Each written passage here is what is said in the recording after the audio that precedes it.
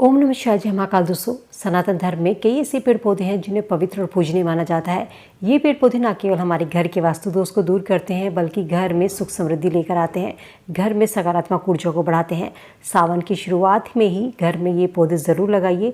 इन पौधों को घर में लगाने से सुख समृद्धि का वास होता है। सावन के महीने की शुरुआत 4 जुलाई से हो रही है, जो कि 31 अगस्त तक सावन का महीना रहेगा। सावन का महीना भगवान शिव को समर्पित होता है।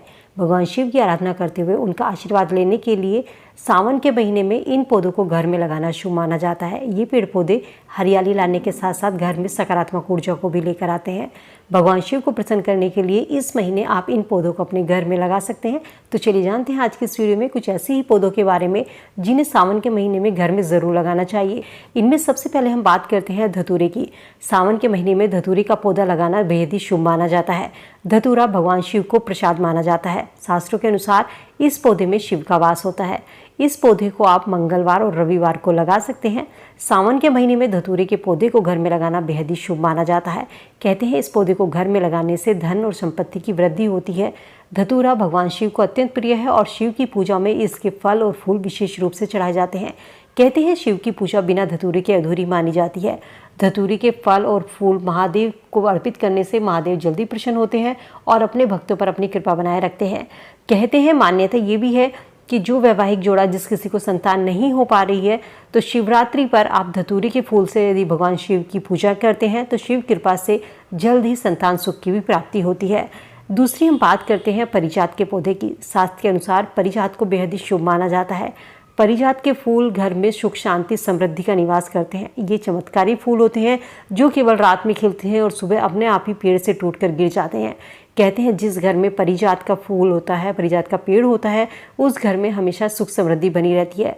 परिजात को हार श्रृंगार और शिवली के फूल भी कहा जाता है। सफ़ेद रंग का ये फूल होता है।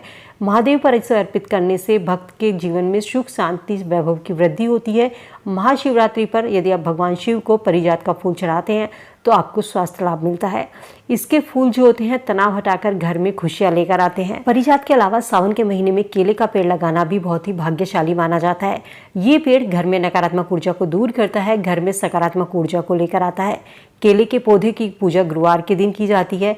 इस पौधे की पूजा करने से भगवान विष्णु और माँ लक्ष्मी का आशीर्वाद बना रहता है। इन पौधों के अलावा सावन के महीने में आपको अपने घर में बेलपत्र का पौधा जरूर लगाना चाहिए। सावन के महीने में शिवलिंग पर भगवान शिव को बेलपत्र चढ़ाया भी जाता है।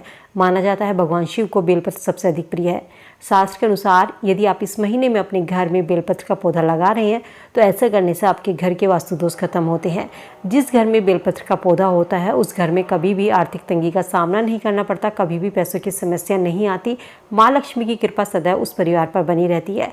बेल के पत्ते भगवान शिव को सबसे अधिक प्रिय हैं। धतूरे की तरह ही बेलपत्र के बिना भी भगवान शिव की पूजा अधूरी मानी जाती है। बेलपत्र भगवान शिव को अर्पित करते समय इस चीज़ का ज़रूर ध्यान रखें कि जब आप बेलपत्र के पत्ते तोड़ते हैं तो उसमें 3 पत्ते एक साथ जुड़े हुए होने चाहिए। 3 पत्ती का एक बेलपत्र माना जाता है। बेलपत्र कहीं से कटा फिटा नहीं होना चाहिए।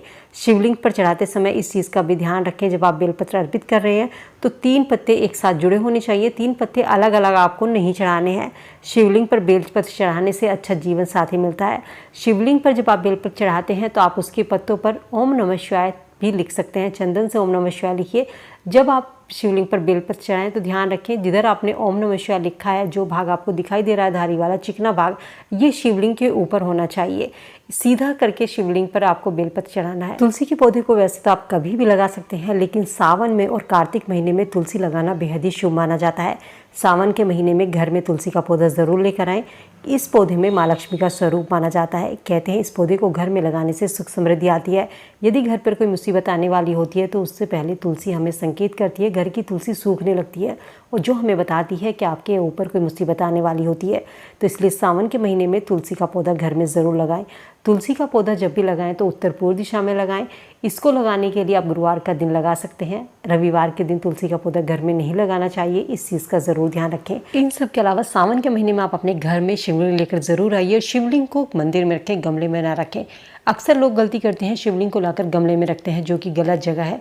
शिवलिंग को उचित मान सम्मान के साथ घर के मंदिर में स्थान दें और साथ में शिव परिवार की मूर्ति जरूर रखें। घर में शिवलिंग ला रहे हैं तो उसकी प्राण प्रतिष्ठा नहीं करानी चाहिए। छोटे से छोटा शिवलिंग घर में लाकर रखना चाहिए। 3 इंची का शिवलिंग आपको अपने घर में रखना है। तो दोस्तों उम्मीद करती हूँ वीडियो में दी गई जानकारी आप सबके लिए यूजफुल होगी। वीडियो से आप लाभ जरूर उठाएंगे। सावन के महीने में आप भी इन पौधों को अपने घर में लाकर लगा सकते हैं। वीडियो अगर पसंद आई और आपको लगा कि आपको कोई जानकारी मिली है, फ्रेंड फैमिली के साथ में लाइक शेयर जरूर कीजिए। चैनल पे पहली बार मेरी आवाज़ सुन रहे हैं, सब्सक्राइब करके बेल आइकन जरूर प्रेस कर लें ताकि ऐसी और वीडियो आपको समय से मिल सके। तो चलिए मिलती हूँ नई वीडियो में नई जानकारी के साथ। तब तक स्वस्थ रहिए, खुश रहिए।